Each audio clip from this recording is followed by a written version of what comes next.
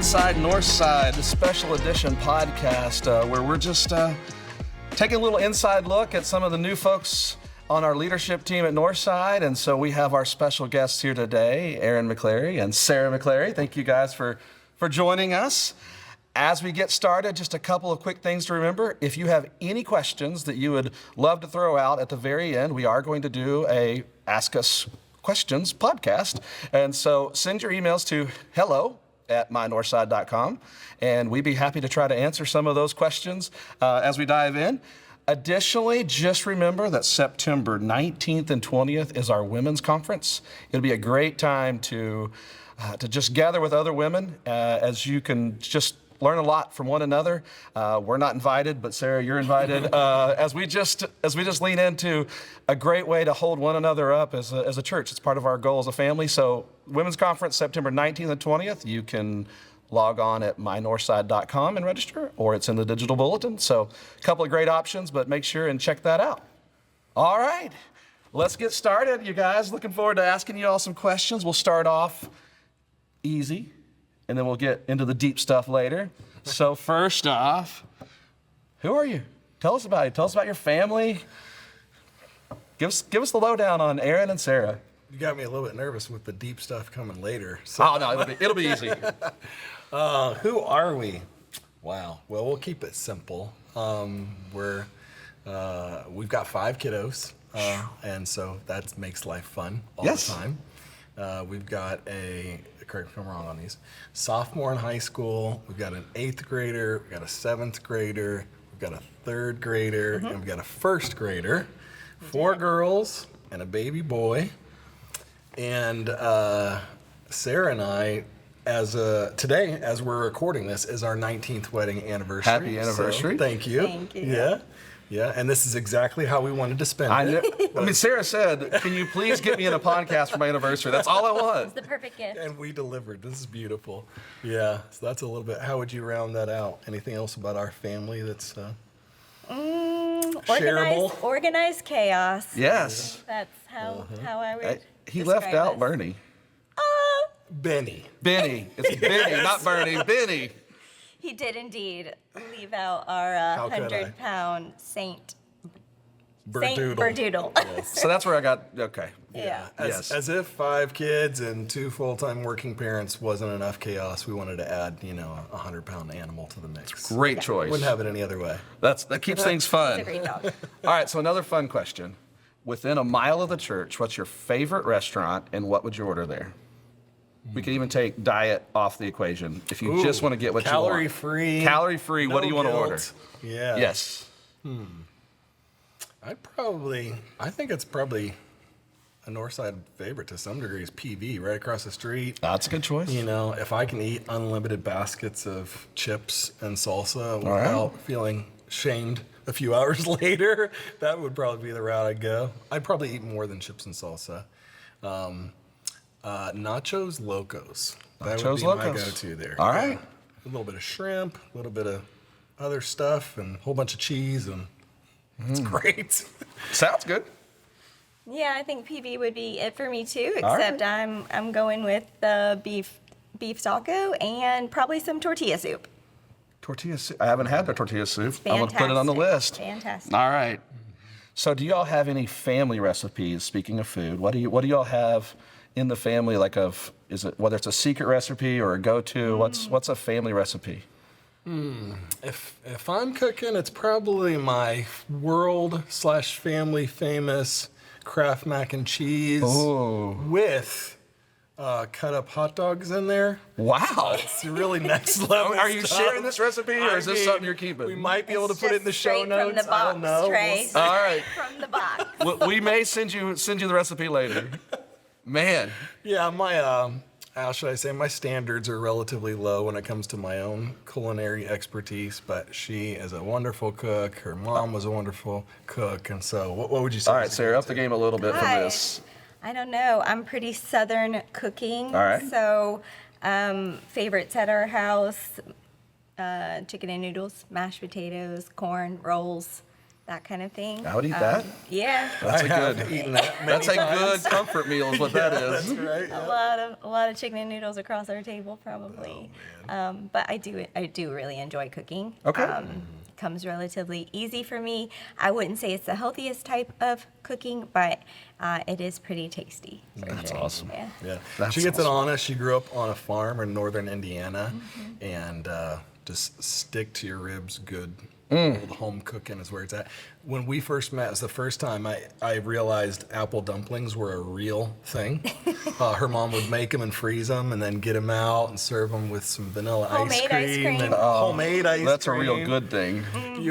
Yeah. Wow. It's a dangerous thing, but it's delicious for sure. So you grew up on a farm. I did. In your all's house, if there was a mouse, Oh my God. who would take that out, Sarah? That would be me. Oh, okay, Yeah, all right. Yeah, yeah. I may have known that, but I thought everybody The should know that. identified mouse killer in our house, for sure. Admittedly, I would be standing on this table while Sarah had a newspaper or something finding the rodent and taking care of it. I really wish we had a mouse right now. All right, so you guys have a lot of fun together, but tell me about how you all met. Tell me your all's love story. We have two, I think, different versions of this, and I would love for Sarah to share hers first. All right. Well, I'll share the simplified version of he was an intern in his undergrad Okay. at my home church All right. in Wabash, Indiana. So he likes to tell it that he arrived in Wabash at the Penguin Point of No Return That was a in the middle restaurant of just on the nowhere. right. So that's, we were in the cornfields, and that's how I grew up. But I did meet him at our home church as he was in his internship. So that's how we met. And when you saw him, what did you think first? Well, let me interject. All right. Give the more nuanced version of this. Yes, we did meet during my internship. Yes, we did meet at our home church. But very specifically, the moment we met, which I remember, like it was yesterday, there was a ministry fair in the gym at the church. Lots All of right. booths and tables set up for various ways that you could get plugged in at the church. And we're kind of walking around, and I was relatively new in my internship, and the youth minister that I was serving with was just walking me around, showing me ministry areas and introducing me to people. And one of the families that he introduced me to was the Dyson family, of which Sarah was a part. And he introduced me to them, and Sarah very kindly said hi, and very slowly turned around to put her back towards me. And the message was clear. Hi, it's nice to meet you, and I wouldn't mind if we didn't spend a whole lot of time together moving forward. All right. So, it is true. But I'm persistent, and the rest is history. But And yeah, here we sit here today. We are. That's right. Y'all have been married for 19 years. Yep. Happy anniversary. Thank you. I told you there'd be some things off the script.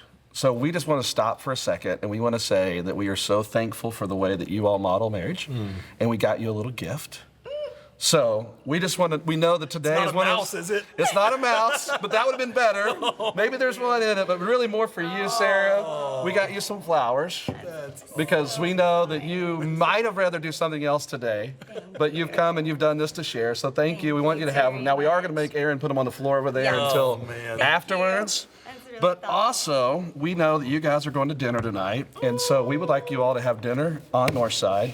So just thank you guys so much for all you're doing today and for jumping in on this. This is a gift, so we appreciate you That all. is so Thank you cool. so much. Absolutely. I told you it'd be worth it. Totally See, it's worth it. totally worth it. That is very kind and generous. Thank you. So now, because we feel good, we gave you we gave you a gift. Now we here can it ask comes. harder questions. I Here think it that's what comes next. So, Okay, here we go. when did your faith journey become your own? Yeah, I love that question. You want to tackle it first, or? Sure.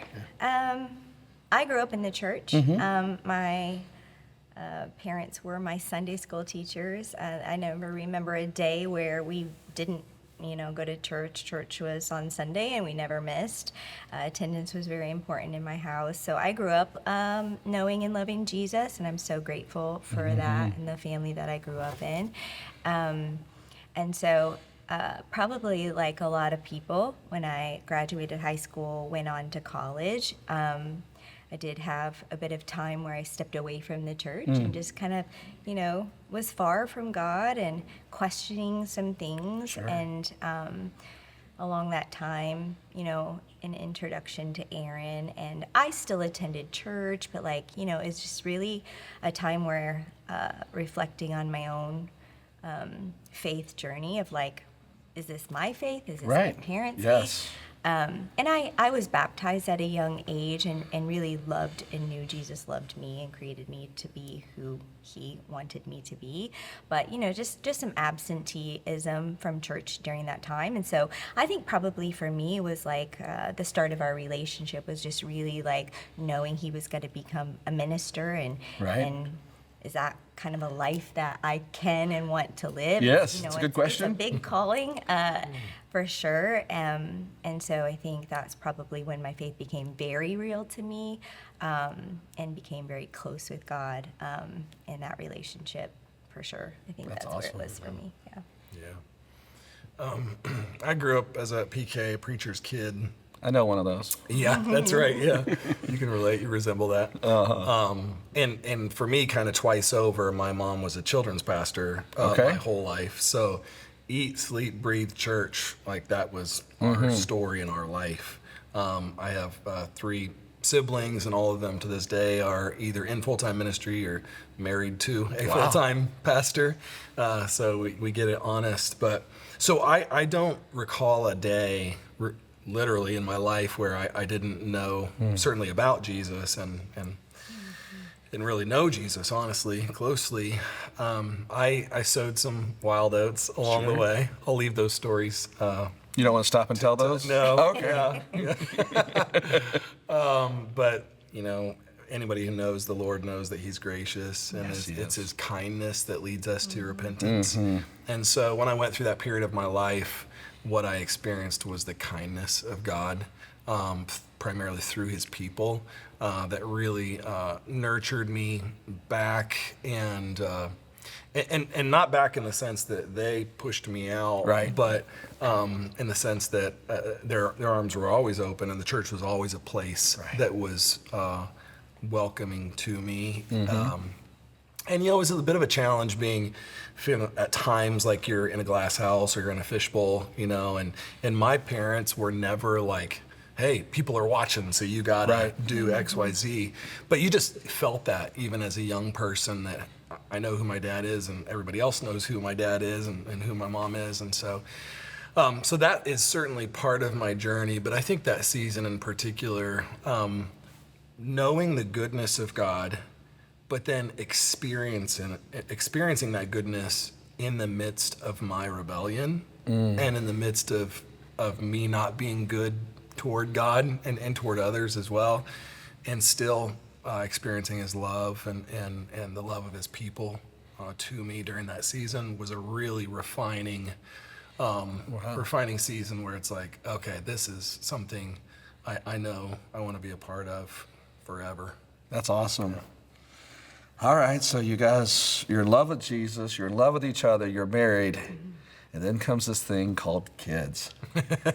Just tell me about your kids. Tell me about 5 kids, and just tell me about them. Yeah, go for it, Mama. Yeah, well, clearly it was relatively easy for us to have children. I loved being pregnant. I was one of those people. I would have, 10 kids. Aaron stopped me at 5 because he said, well, what do people with more than 5 kids drive? that does become a problem. I don't know where we go from here. The 15-passenger van is still an option. Yeah, that's a vibe, yeah. But really, though, when we got married, we both came from large families. He's got 4 kids in his house, and I had 5, and so we said 4 or 5 kids. And so a lot of people say to us, did you keep trying until you had a boy? That is inaccurate. Not the case. Okay. And after Nora, our 4th child, we just we laughed and said, we can't have boys, we just don't make them. And so we were happily surprised and truly grateful to experience both. Yes. Because they are very different. But I would say, having 5 kids has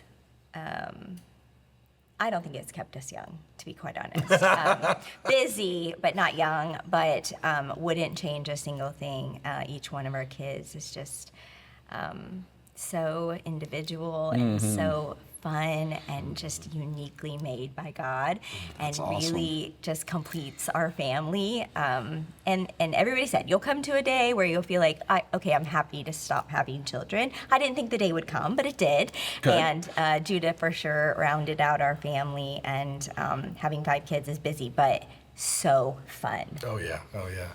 Yeah, and to add to that, we are a very close family. Yeah. We spend a lot of time together.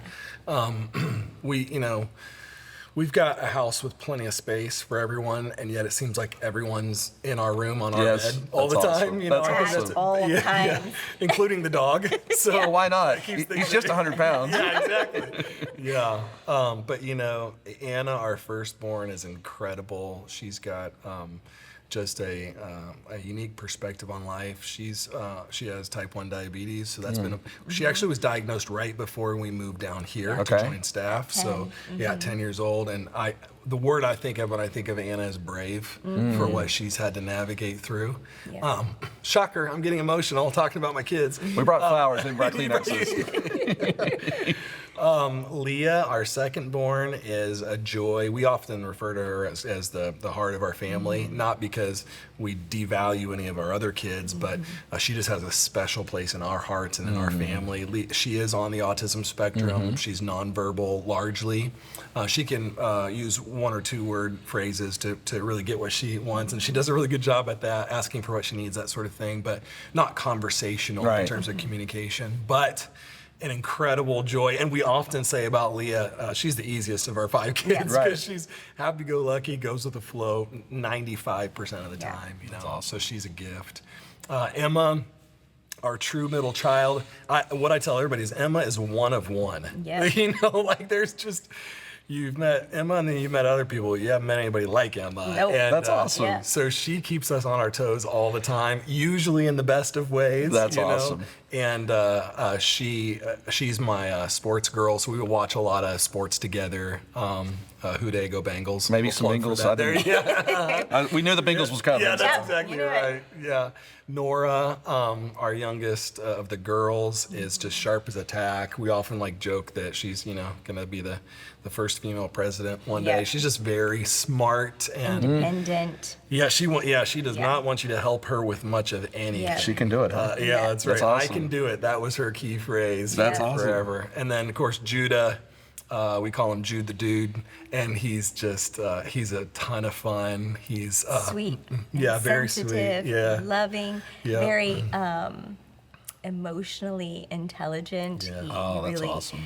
Probably having 4 older sisters, he really picks up on that from people. Like, you look sad. Do you need anything? Do you need help? He's really thoughtful in that way. That's awesome. For sure. And perhaps more importantly, he's really refined his Fortnite gaming skills here It's recently. important. So we play a lot of duos, he and I, which is awesome. A 6-year-old, dominating. But it's definitely fun to have that daddy-son time for sure. That's awesome. Yeah. That is so good. Well, y'all talked about Anna's diagnosis with diabetes, and then Leah getting a diagnosis of being on the spectrum. Yeah. Talk to us a little bit about that. What when we go into parenting, our thought is everything's going to be just like we thought, and then sometimes we find out it's not what we thought. Yeah. Kind of take us through that journey a little bit. I know there's folks tuning into this that are maybe on that same journey. What was it like? You got to start, babe. I need a moment to emotionally prepare for any response that I would have. Yeah. Yes. So a huge just part of our life, and significantly changed our life. And it seems strange, although we had one child already, that people would assume you'd pick up on changes or differences right away. But it didn't happen like that for us. Even though we already had Anna, Leah was born, and we really didn't notice anything until about 18 months old, when she didn't start talking, like typical. And we just took her for, a regular checkup appointment, and they asked us, the typical questions, screening questions. Does she have 10 words? And I said, no, she doesn't have any words, you know? And so they said, okay, we're not too concerned. It could just be a delay. And we'll check back in at 24 months. Okay. And so at 24 months, we went, she should have 50 words at that time. She still had no words. And so that's when they started us with first steps. And so that was 3 hours a week, 3 different specialists coming into our home to work with her during that time. And so, like, it really happened like that for us, of just like speech delay. Okay, now in that year 2 to 3, we started recognizing some significant differences, like lining up toys, kind of an inability to transition well from one thing to another. She did not interact or play with Anna, really. She didn't really make good eye contact. She didn't respond to her name and those kinds of things. So really, she got her diagnosis at 3 years old and turned our whole world upside down. And even though I think, and I'll get emotional, it's such a huge part of our life. It's been a long 13-year journey, hasn't it? Even though we recognized from year 2 to 3 that things seemed different and things seemed challenging, and maybe anticipated that, to go through that appointment and all the questions and assessments, and to leave with a piece of paper with a diagnosis to say it out loud. It's hard.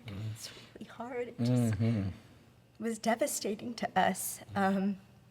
And really, Aaron says it so well when he says, in some ways, you know, your dreams die, or at least change, because you're not sure what dreams you can have, Right. and what the future will look like. And so,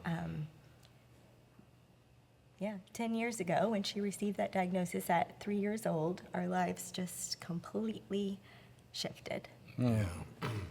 And in all of those ways, for certain. And also, almost immediately, in our sensitivity for other people who are navigating similar circumstances. So just knowing that we had been inducted into a club that we didn't sign up for, we knew other people were already there, and along the way, we encountered people who were either before or behind us on that journey. And so we have now become just hyper aware, you know, if we're in the grocery store or we're out and about, we can almost, Sarah even more so and better than me, can say, yeah, I bet that little guy or bet that little girl has some special needs or has some deficits that they're working through.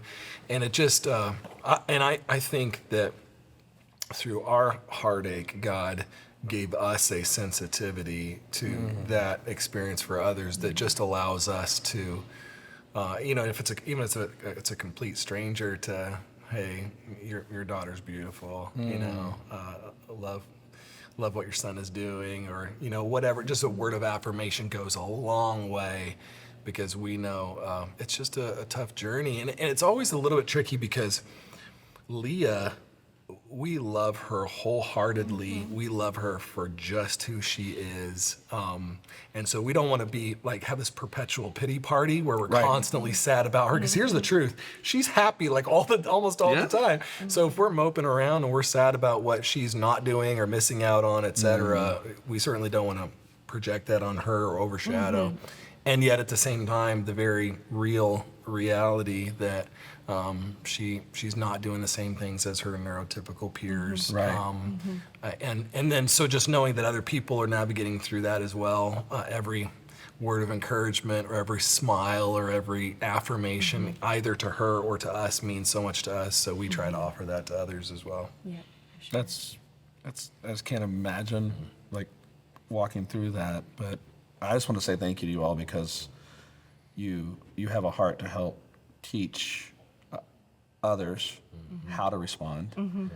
You know, and I know, Aaron, you and I have talked about it a lot. I ask questions like, you know, I want to know more about how to respond lovingly.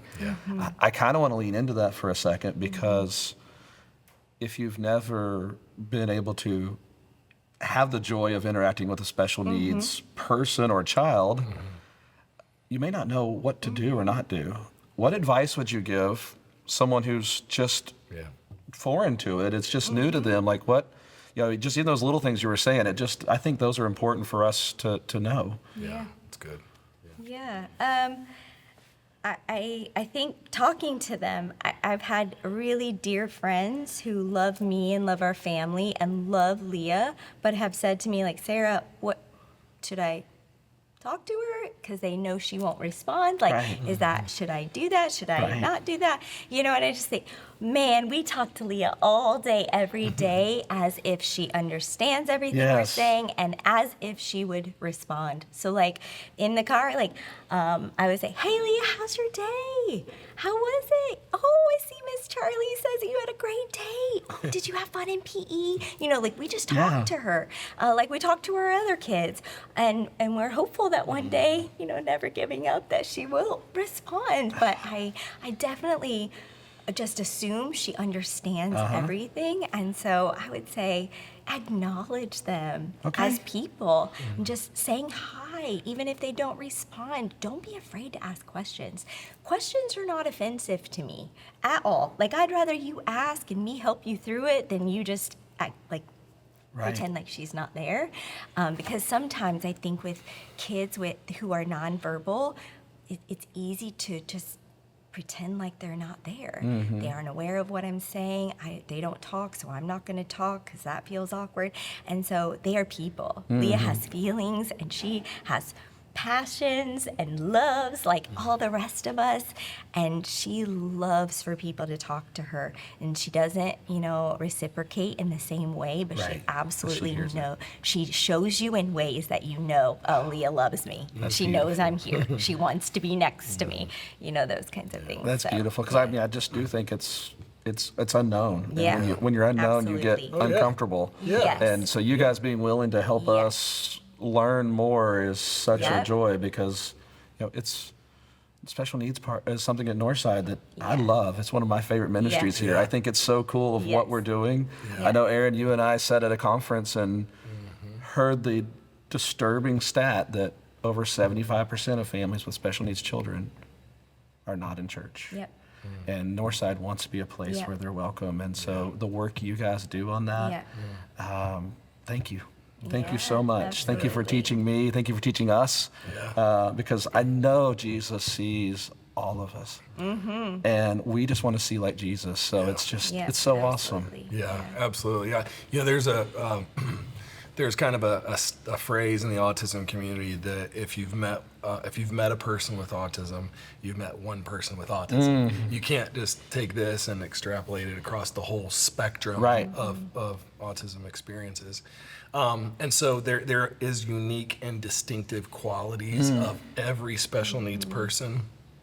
And yet, to Sarah's point, they are all people created in the image of God. Amen. And one of the phrases that I've used, I think it's a little bit cutting, but it's as cutting for me as it is for anyone else, is that many times churches say they have a heart for those with special needs, but very few have a home for them. And the degree to which we can create Northside as a home for those with special needs and their families that know they're loved, even if we don't have all the answers or don't know exactly how to interact. We know what it looks like to make someone feel at home and that they belong, and whatever we can do in that way for those who have special needs in their families is a gift. And I just think it blesses the heart of God. And it's just an awesome part of Northside. Like I'm so thankful for it. I'm thankful for your all's role in it. I'm thankful for Amanda Judy and the great job that she does with that department. It's so cool. But it does kind of make me, broader speaking, we're also want to talk about just life in general. What do you guys love about Northside? Like, you came here 4 or 5 years ago. You walk in the door. What do you love about it? Man, there's so much. Our kids often, like even just when we're driving by, because we drive past the church to go to our house, and we drive past the church to go to school. So we pass the church every day, multiple times a day. And on a regular basis, our kids, unsolicited, will just say, man, we love Northside so much. Like, it's just an authentic, unprompted, every person in our family has found a home and has found a sense of belonging here.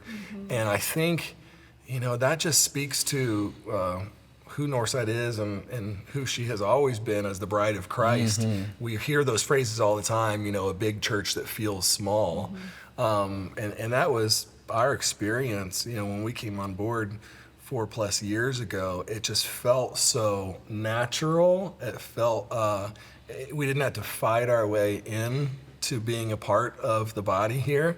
And I don't think that's just because I'm on staff. Right. Because I hear that type of story said over and over again by all sorts of people, the vast majority of which, don't work here. So right. I think I would just probably add my voice to the many, literally thousands of voices that would say Northside is a place I love because I feel loved at Northside. That's awesome. That's good.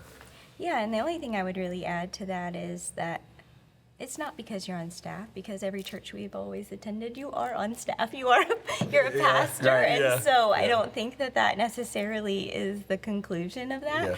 But it did feel so easy to feel like we belonged here. And some key people, on our day one arrival in New Albany, Barb showed up at our hotel room where we were kind of in the midst of chaos with 5 kids in a hotel room, having to stay there, longer than we anticipated because our house was not yet done painted, and we didn't know that until we arrived. Oh, that's and Barb good. showed up with dinner and said, "I'm Barb.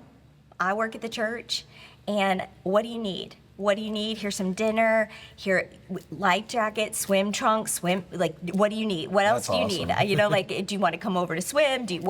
How can we help you?" And so I just feel like the people here are so loving, so welcoming, and so genuine that Barb has showed up for us every time for 4 straight years now. She's one of our dearest friends, and there are more people just like her that show up for people. It is.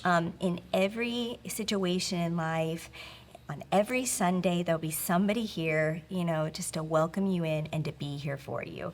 And so we just felt like it was home right away. That's awesome. Yeah. That's so good. Yeah. So tell us a little bit about the journey of how you were called here.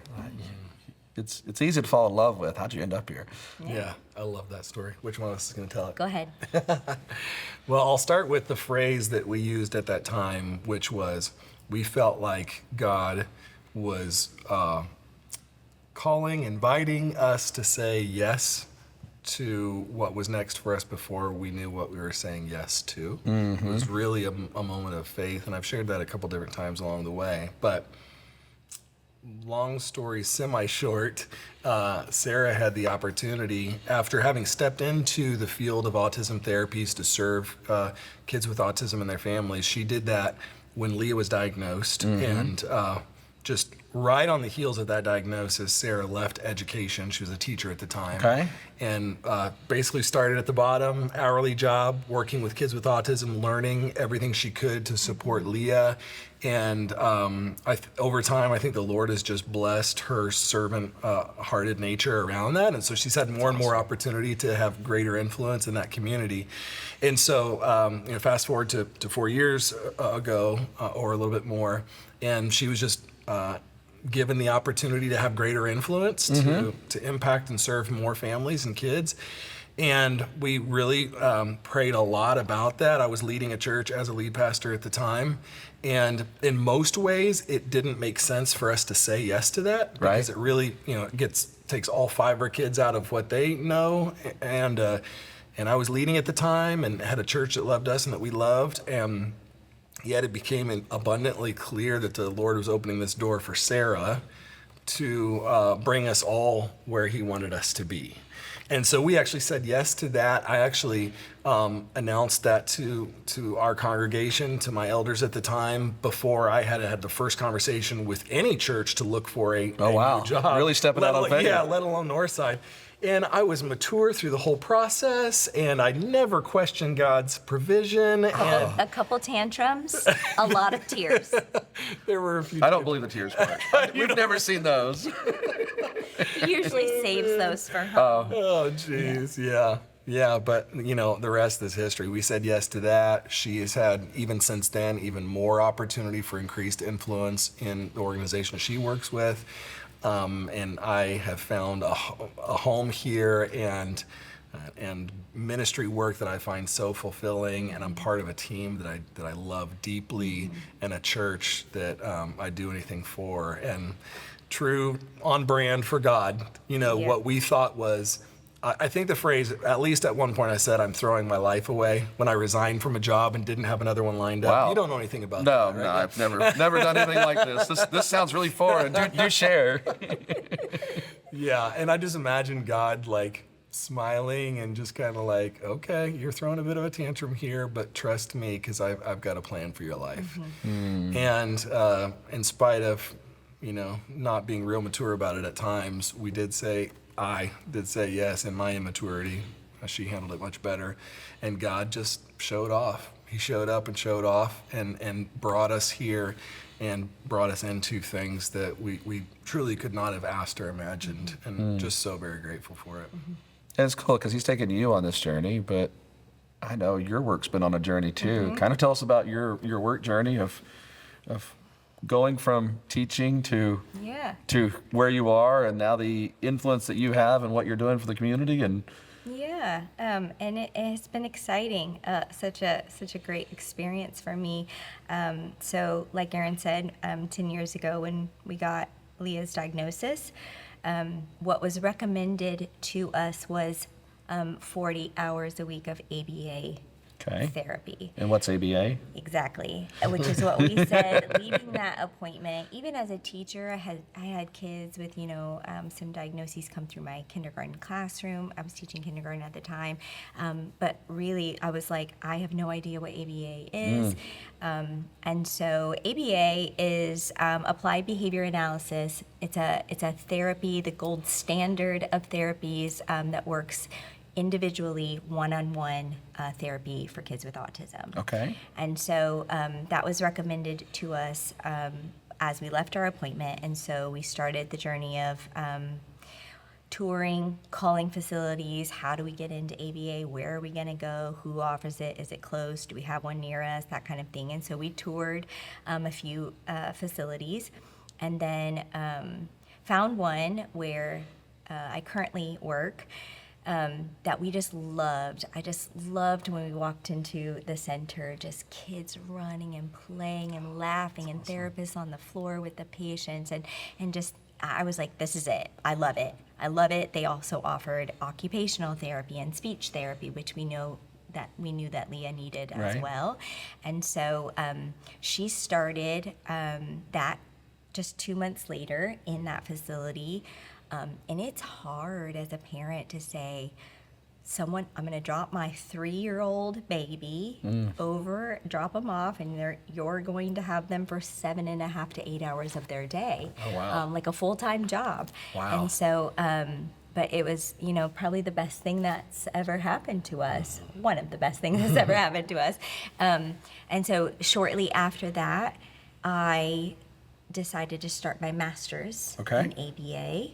With no intention of leaving teaching. That wasn't even on my radar yet, but really just truly of I want to learn everything there is to know about it. I want to know how to be the best mom there is to Leah. I want to know how to teach her and help her.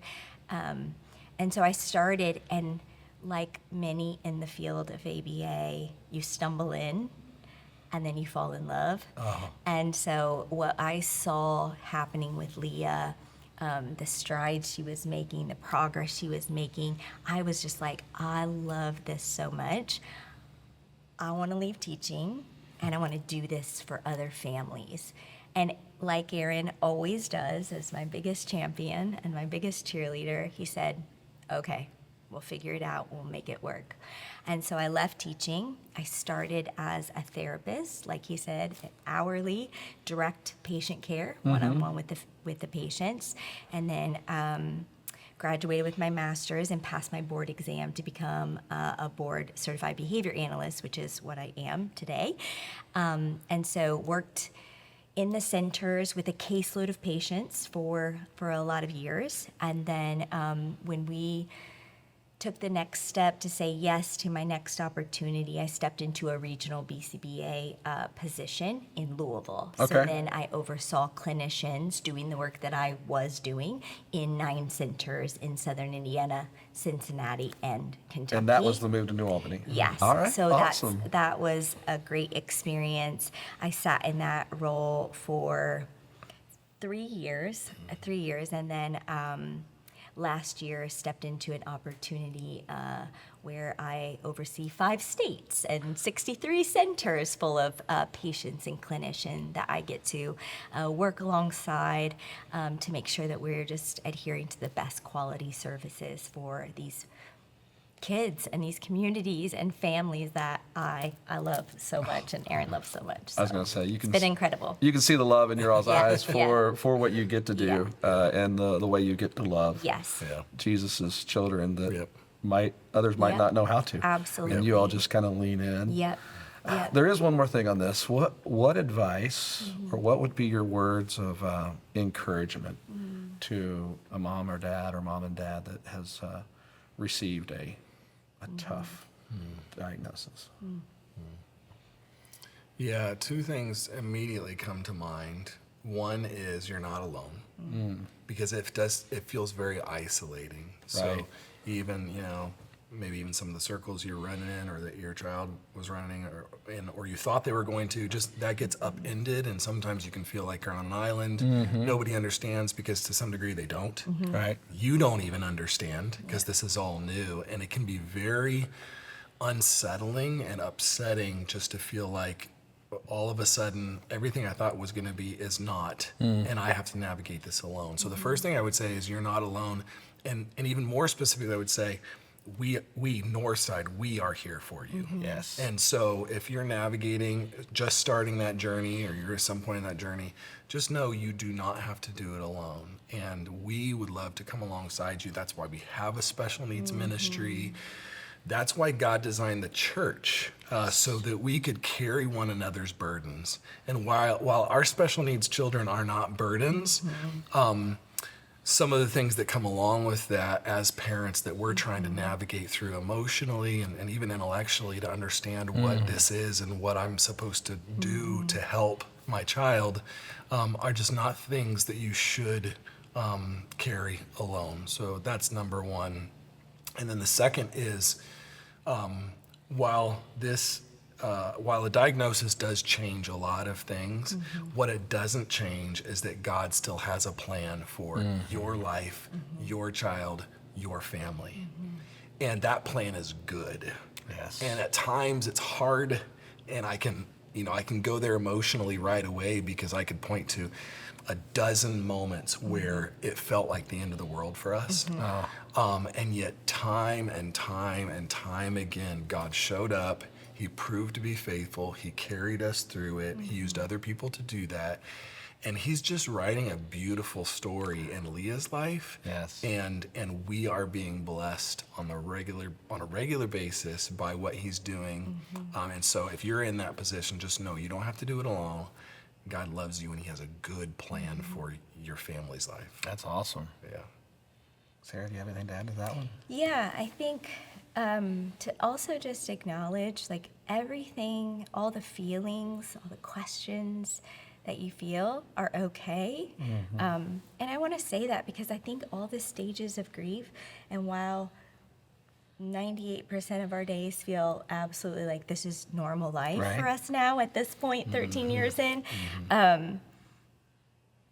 it's cyclical, and big milestones come around, and it's still, it'll cycle back through of like, this is unfair. Why me? Right. Why my child? And I think God is big enough for all of that.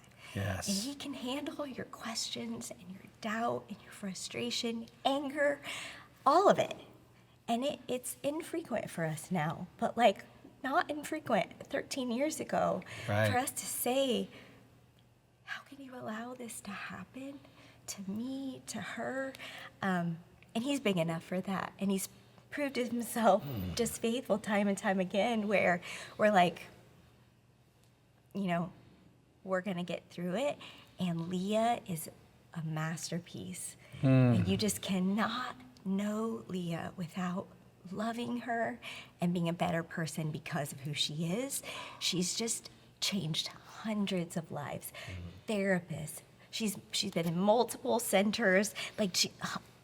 People all over the state of Indiana know Leah. That's they ask awesome. about her often. They don't forget who she is. Our own children will grow up to be better people because of her. Yes. And more accepting, more patient, more compassionate, and empathetic. They serve as her buddies on Sunday. We could not be more proud of the siblings that they are to her. And she's changing the world, Yes. as are all of the special needs kids in the world, changing it for the better. Yes. Yeah. And I would just affirm you guys on that. I'm a better follower of Jesus because the way Leah has changed you all and you all have changed me and let me see things differently. So I just want to keep encouraging you guys, what God's given you, and the gifts that he's given in Leah and in the way that you respond is worth sharing. So just thank you all for your honesty and for your vulnerability in that, and we just appreciate it. As we kind of wrap things up, how can we be praying for you all? Like folks listening in, what would be the thing you'd say for our family in this new season as Aaron stepping into a new role and you have just stepped into a new role? Yeah. Like, how can we pray for you guys? Yeah, grateful for that question. Why don't you want to talk? Okay. I probably, to allude to my own experience earlier on, I have a sensitivity to my kids growing up kind of under the microscope a little bit. I know Northside, so I know there's not going to be this undue pressure put on them to be super Christian kids or anything. I'm not really worried about that. But there is just a kind of an innate just byproduct of having a dad with, leadership in the church that I don't want to overstate it, but I just think that can tend to provide ground for the enemy to use that to make kids of pastors feel like they don't measure up or that they need to rebel for whatever reason. And so in this new season of leadership for me, I'm very sensitive to and would love prayer for my kids just to continue to love the church, love Jesus, only carry what the Lord has asked them to carry, no more, no less. And to know, like my experience years ago when I went through a season where I was doing what I knew I shouldn't be, and the church family was there for me. I'd love that to be the case. Now, I'd love for my kids just to be perfect, you know, and not go through one of those That'd be seasons. wonderful. Yeah. But that would be my prayer, and my invitation to prayer would be for my kids just to continue to love the church and love Jesus. Man, that's awesome. So selfless too.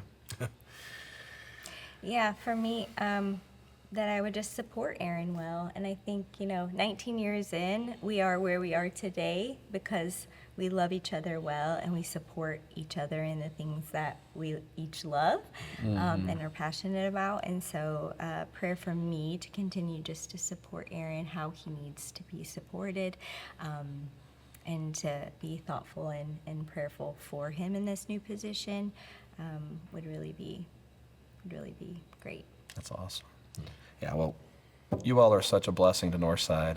I know that you all love Northside, but Northside is blessed because you all have come here. So, Aaron, thank you for all that you do. I know this session is not the one I get to tell you all about how much I love you, but I'm just really grateful for the way you love others, the way you all, as a family, love one another. For 19 years of an example of what marriage looks like and to just lean into each other. We will continue to pray for you guys, and we're just so thankful for the journey that's ahead of us in the world we get to reach. This is going to wrap up. Time flew. This is going to wrap up our podcast and kind of getting to know you guys a little bit more. So thanks for spending your anniversary with us. I know there was nothing else you'd rather do. So glad you guys are here.